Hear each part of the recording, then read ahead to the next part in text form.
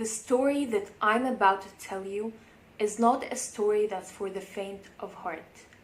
And if you feel like you have seen, witnessed, or heard several stories about child abuse, trust me when I tell you that this story is different. It's like no other story that you have ever heard.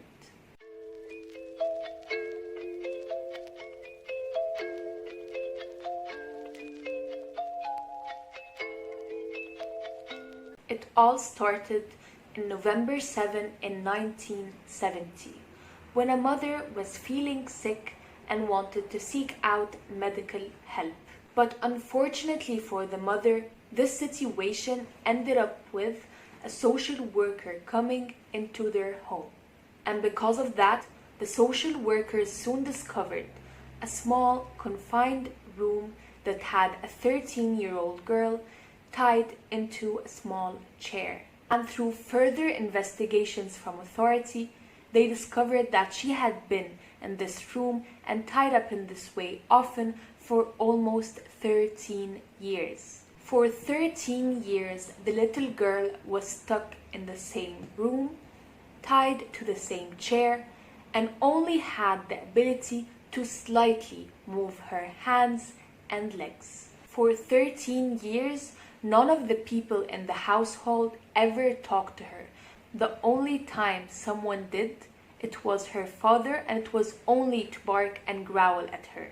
And if the poor little girl dared to make any noise, then her father would come down and beat her up. And when that case became public, the entire scientific community was intrigued. They all wanted to see and know the little girl.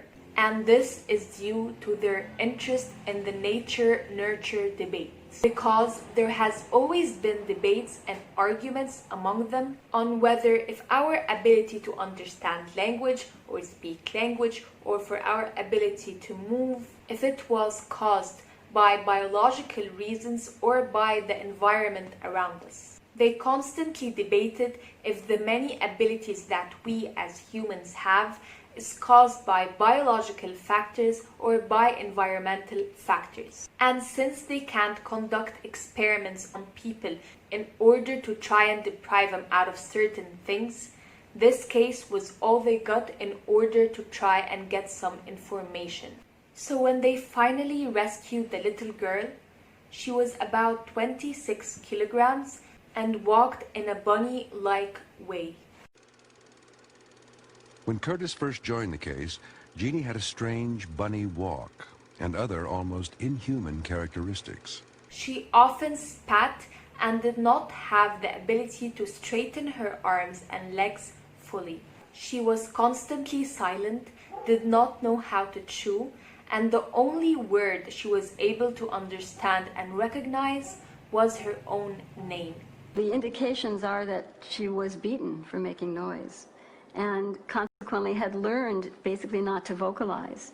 And she really didn't vocalize very much at all. When I first met her, she was silent most of the time. So after their discovery, they started conducting emotional and cognitive ability tests on the child, and the results of these tests showed that she had scored at the level of a 1-year-old. And she was also described as the most profoundly damaged child that they have ever met. But soon enough, Genie was able to make rapid progress in certain areas. Over the next few months, Genie learned a variety of new skills, including how to dress herself and how to go to the bathroom, and she would constantly love to explore and see new things. But the main problem with her was her language. She still was not able to verbally express herself. But she did have a strong ability when it came to expressing herself non-verbally. And maybe the reason that she had a problem when it came to language could be explained by the theory that was suggested by Eric Landberg, which stated that there was a limited time period where a person can learn and acquire language. And that period was from the age of 1 to 12. If that period had passed, then the brain would no longer have the ability to acquire that skill. So Genie's case gave them the ability to test this theory. Because now, if they do give her an enriched environment that's full of caring and love and education, will she still be able to learn a language even though she had passed her critical stage? And well, despite Genie scoring at the level of a 1-year-old in her initial tests, she was quickly able to learn new words and vocabulary. She first started using singular words and through time started using 2 words combined, and eventually after a year of treatment she was able to use 3 words combined in order to express herself.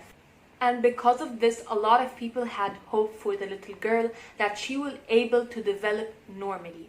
But unfortunately, this was not the case. Her language development stopped at this stage. But if you think about it, she technically did prove the theory wrong, because she had passed the critical stage but was still able to learn the basics of a language. So while it may not be considered a lot, it is still a huge development for a child that experienced the things that she had.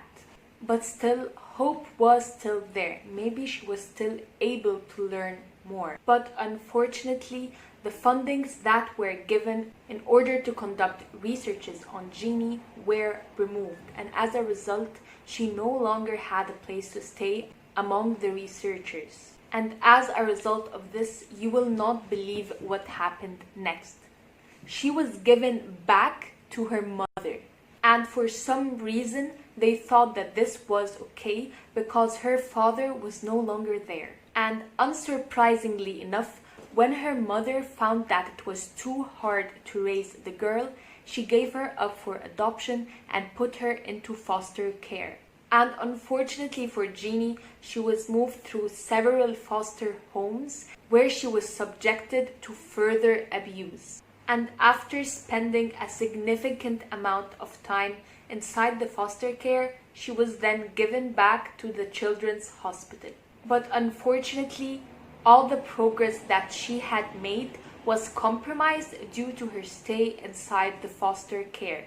She was constantly afraid to open up her mouth and remained the silent girl that she was before. Today, nobody actually knows where Genie is now. All that is known is that she is in an adult foster care, where she has been described as constantly silent and depressed. So what do we take from this story? I myself believe that the little girl would have developed if she had remained with the researchers. Moreover, the biggest problem that I see here is they didn't regard her as a human being when they rescued her. They just saw her as a lab rat that they can experiment on, because their main focus was not to try and help her heal. Their main focus was to just gather as much information as possible from her. The scientists had gotten so absorbed in gathering information in order to test out theories to the extent that they have left their humanity out the door. And as for her parents, I don't think I will ever be able to comprehend their mentality. The story of Genie was a sad one, but I do hope that it would help us learn in case of any future events that might be similar to this.